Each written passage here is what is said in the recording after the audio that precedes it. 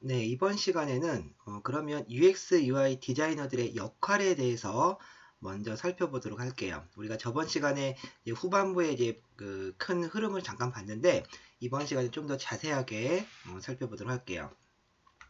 자, 우리 마지막 시간 저번 과정 마지막에 봤던 화면이 이 화면이죠. 그래서 우리가 보통 UX, UI 디자이너들은 어떤 역할을 하는 것이냐에 대한 질문을 되게 많이 받는데 이게 보통 우리는 크게 두 가지로 봐요.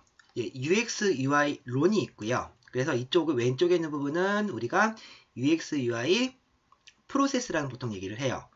그 다음에 오른쪽에 있는 부분은 UX, UI 스킬이라는 얘기를 써요. 자, 두 가지의 차이점은 뭐냐면, 자, 우리가 지금까지 어떤 서비스를 제작하고 기획하고 제작하는 과정은 보통 기획자 따로, 디자이너 따로, 개발자 따로 이런 식의 프로세스로 지금까지 우리는 이게 이루어졌었는데 어떤 UX적인 마인드는 뭐냐면 바로 이런 거죠. 자, 디자이너들도 그냥 제안서에 나와 있는 그 디자인을 표현한다기보다는 내가 이 기획에 맞는 우리 사용자라든지 어떤 기획 취지에 맞는 어떤 디자인을 할 때 어떤 요소가 필요한지, 사용자는 어떤 걸 요구하는지, 어떤 컬러를 요구하는지, 또는 사용성을 어떻게 편하게 만들 것인지, 자, 이런 기획적인 마인드를 가지고서 이제 디자인 전에 설계를 먼저 해줘야 돼요. 그래서 최근에는 이제 기획하는 디자이너 또는 뭐 코딩하는 디자이너 이런 용어를 많이 쓰는 게 뭐냐면 바로 디자이너들도 이 디자인 전에 바로 이 UX 설계를 통해서 어떤 식으로 우리 서비스를 디자인할 것인지에 대한 부분을 설계하는 능력을 가져야 된다는 거예요. 자, 그래서 첫 번째로는 앱 플랜이라는 얘기가 있어요. 자, 요 얘기를 좀 더 자세히 살펴보면요.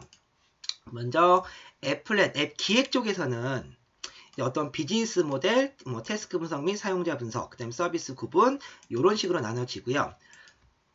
그 다음에 디자인 리서치 부분에서는 자, 유사 카테고리 분석부터 앱 스타일까지 이런 과정들을 보통 디자이너들이 거친다라는 거죠. 이 어떻게 제작을 하는지 어떤 식의 과정을 거치는지는 요 다음 시간에 좀 더 자세히 살펴보도록 하고요. 자, 그 다음에 이제 내가 이러한 디자인을 하겠다라는 설계가 끝났을 때는 이제 그것을 이제 프로토타입으로 옮기는 작업을 하죠. 자, 최근에 보면 다양한 프로토타입 툴들이 나와 있는 걸 볼 수가 있어요. 가장 대표적으로 뭐 마블이라든지 뭐 스케치, XD, 뭐 프로토 여러 가지들이 있는데 자, 그런 툴들의 특징을 살펴보면 바로 다 해외에서 나온 툴들이죠. 즉 해외에서는요. 어떤 서비스를 기획을 할 때는요. 우리나라처럼 바로 뭔가를 기술적으로 접근해서 앱을 만든다기보다는 이 만들기 전에 시제품이 어떻게 나올 것인지 그리고 시연을 한 다음에 어떤 피드백이 나올 것인지 어떤 문제점이 있는지 그래서 그 프로토타입 자체에 굉장히 비중을 많이 두는 편이고요. 국내에서는 결과물에 굉장히 그 중요도를 많이 두죠. 그러니까 물론 장단점은 있을 수 있어요. 근데 이 UX, UI 디자인은 그 과정을 굉장히 중요하게 본다라는 거예요. 그래서 디자이너들이 포토샵을 열어서 바로 디자인한다기보다는 어떤 이러한 디자인 리서치를 거쳐서 이 디자인 리서치를 바탕으로 해서 프로토타입을 만든다는 것이죠. 그래서 그 프로토타입 상에서 이 디자인이 합당한지 합당하지 않은지 사용성은 좋은지 좋지 않은지에 대한 것들을 살펴본다는 얘기예요. 그래서 이 프로토타입 툴을 만드는 것도 크게 두 가지 종류가 있는데 어떤 그래픽 툴을 이용한 프로토타입을 만드는 것이 있고요. 자, 그래픽을 이용한 프로토타입은요. 네, 지난 시간에 제가 여러 가지 사이트들을 알려드린 부분에서 프로토타입이라는 카테고리가 있을 거예요. 이 프로토타입이라는 카테고리에 들어있는 것들이 다 이런 프로토타입을 만드는 것들이에요. 자, 뭐 인비전이라는 이런 프로토타입을 만드는 것들도 있고요. 그 다음에 이제 가장 라이트하게 쓸 수 있는 뭐 마블이라는 그쵸? 마블이라는 이런 프로토타입 툴도 있고요. 그리고 보시면 이런 식으로 먼저 프로토타입을 만들죠.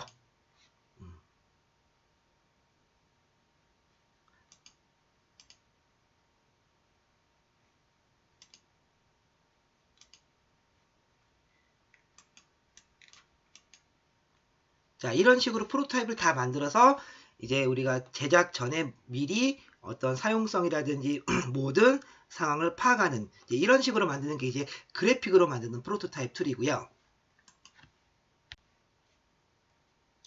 자, 그 다음으로 하는 것은 이제 또 종이에다 그리는 페이퍼 프로토타입이라는 게 있어요. 이제 저 같은 경우는 이제 먼저 페이퍼 프로토타입을 먼저 선호를 하는데, 페이퍼 프로토타입은 이제 보시는 것처럼,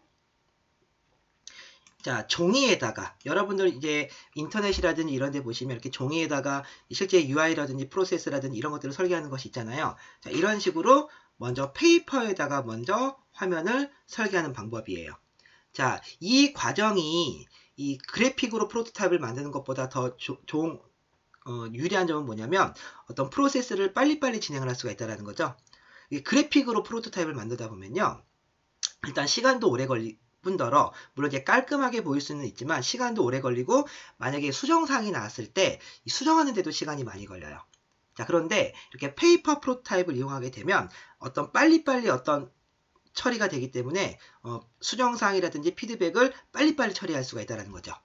그리고 보통 이렇게 페이퍼 프로토타입을 하고 나서 그 다음에 그래픽으로 좀 더 디테일한 프로토타입을 만들어주는 게 좋은 과정 중에 하나예요. 자, 그래서 앞쪽에 다시, 자, 그래서 프로토타입까지 만들었죠. 그 다음에 이제 최종 이제 그래픽으로 프로토타입을 만드는 게 조금 더 효율적인 방법이에요. 그래서 요 UX, UI 프로세스라는 요 과정은 이제 실제로 디자인을 하기에 앞서서 내가 어떤 식의 디자인을 할 것이냐, 어떤 사용자 분석을 해서 어떻게 디자인을 할 것이고, 어떻게 레이아웃을 짤 것이고, 어떻게 디자인 리서치를 잡아서 결국에는 우리의 어떤 BX적인 요소를 어떻게 뽑아낼 것이냐 하는 이제 제작 전에 하는 과정이죠. 그래서 원래는 UX, UI 디자이너들은 요 과정을 하는 사람들을 우리가 보통 UX, UI 디자이너라고 보통 얘기를 하는 거예요. 하지만 이제 국내에서는 UX, UI 디자이너라고 하면 이제 이러한 어떤 기획적인 UX, UI적인 마인드도 가져가고 이것을 이제 그대로 그래픽으로 옮기는 과정까지 보통 얘기를 하기로 하죠. 자, 그래서 두 번째 파트는 뭐냐면 이제 UX, UI 프로세스가 끝났다면 그 다음은 바로 실제로 그래픽을 통해서 우리가 뭐 안드로이드라든지 또는 iOS라든지 또는 모바일 웹이라든지 그런 어떤 모바일 구분에 맞게 어떤 기술로 어떻게 디자인을 해야 되는지, 즉 실무적인 얘기들을 담고 있는 부분이 바로 이 UX, UI 스킬이라는 부분이에요. 자, 그래서 UX, UI 스킬 부분을 좀 더 자세하게 살펴보면 먼저 해상도라는 부분이 나오죠. 자, 어떻게 보면 모바일 앱 UX, UI 스킬에서 가장 중요한 부분이 바로 이 해상도라는 부분이에요. 이 해상도라는 부분을 모르고 넘어가시는 분들이 굉장히 많이 계시는데 아마 이 동영상 강좌에서 가장 중요한 내용이 바로 이 해상도에 대한 내용이 될 것이고요. 이 해상도에 대한 설명은 다음 동영상 시간에 좀 더 자세하게 설명드리도록 할게요. 그 다음에 어떤 해상도에 대한 이해가 끝났다면 이번에는 이 모바일 레이아웃이 있겠죠. 이 모바일 레이아웃은 이제 우리가 모바일 웹을 만들 것이냐 또는 이렇게 안드로이드를 만들 것이냐 iOS를 만들 것이냐에 따라서 이 레이아웃 설계하는 방법이 달라지겠죠.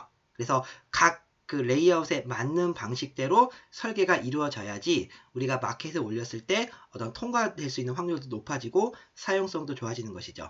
실제로 iOS 같은 경우에는 휴먼 인터페이스 가이드라고 해서 본인들이 제시하는 그런 가이드에 최대한 맞추지 않으면 이제 앱이 그 마켓에서 심사에서 떨어지는 경우가 굉장히 많아요. 그래서 여러분들이 이 모바일 레이아웃에 관련된 부분들도 반드시 알고 있어야 되는 것이고요.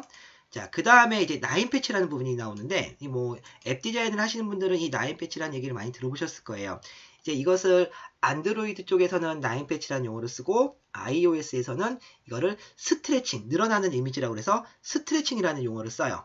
하지만 개념은 같은 것이고요. 그래서 앱 디자인에 있어서, 특히 네이티브 앱 디자인에 있어서는 아주 핵심적인 기능이 돼요. 자, 요것도 우리가 이제 요 9패치 시간만 따로 가져서 동영상자를 또 확인해 볼 수가 있을 것이고요. 그 다음에 이제 디자인 가이드. 이 디자인 가이드라는 부분이 실제 실무에서 디자이너들이 가장 이제 시간을 많이 투자하고 어려워하는 부분이죠. 근데 제가 단언컨대 이런 해상도라든지 레이아웃의 개념을 모르시는 분들은 이 디자인 가이드를 만드는 걸 굉장히 어렵게 생각을 하세요. 근데 여러분들이 이 동영상 강좌, 특히 이 해상도 쪽이랑 이 디자인 가이드는 연결이 되는 부분이기 때문에 이 동영상 강좌를 잘 이해를 하신다면 여러분들이 디자인 가이드도 훨씬 효율적이고 쉽게 만들 수 있는 방법을 아마 알 수 있으실 거예요. 자, 그 다음에는 이제 모바일 컬러라고 그래서 우리가 이제 뭐 앱 디자인 할 때 어떤 컬러를 어떻게 주의해서 써야 되는지에 대한 내용을 담고 있고요. 그 다음에 이미지 파일 포맷. 이미지 파일 포맷도 아주 중요한 부분이에요. 이제 우리가 뭐 PNG 파일이라든지 GIF, 최근에 새로 나온 APNG 파일까지 앱 디자인을 할 때 이미지는 어떤 식으로 최적화시켜서 만들어야 되느냐. 여러분들이 마켓에다 앱을 올릴 때 가장 주의해야 될 부분이 뭐냐면 앞쪽에서 디자인적인 부분만 생각을 했지만 실제 마켓에 올릴 때는요. 어떤 레이아웃이라든지 컬러, 용량 이런 부분이 최적화가 돼야 돼요. 그런 부분을 최적화시키지 않으면 그냥 앱은 그냥 디자인에서 끝나버리는 경우가 되게 많아요. 그리고 인터넷에 돌아다니는 그런 모든 이런 프로토타입 툴들이 대부분 이제 그런 것들을 고려하지 않고 한 것들이기 때문에 몹쓸 이미지들이 많죠. 이제 실제로 실무에서는 어떤 이미지 파일 포맷 하나하나도 정확하게 체크를 하셔서 저장을 하고 조작을 해야 된다는 거예요. 그래서 이미지 파일 포맷도 별도의 동영상자를 제가 준비를 할 거고요. 이제 마지막으로 이제 런처 아이콘, 그쵸? 이거는 앱 대표 이미지 또는 런처 아이콘 또는 프로덕트 아이콘이라고 얘기를 하는데 실제로 우리가 앱을 실행할 때 하는 아이콘이죠. 즉 앱의 대표 얼굴이 돼요. 그래서 이 비중으로 보자면 앱 디자인과 5대5 정도의 굉장히 중요한 비중을 가지고 있는 건데 이 아이콘 제작하는 부분도 별도의 동영상자를 준비할 거예요. 자, 그래서 이제 우리가 오늘은 이제 두 번째 시간인데 앞으로 우리가 공부하게 될 내용은 그게 왼쪽에 있는 UX UI 프로세스와 오른쪽에 있는 UX UI 스킬 두 가지로 나눠지는 것이고요. 그 다음에 이제 번외로 별도로 이제 후반부에는 모바일 웹 퍼블리싱에 관련된 내용도 제가 이제 몇 차시 정도 준비를 해서 여러분들이 실제 HTML과 CSS, jQuery 모바일을 활용해서 모바일 웹을 만들 수 있는 그런 시간도 한번 제가 준비하도록 하겠습니다.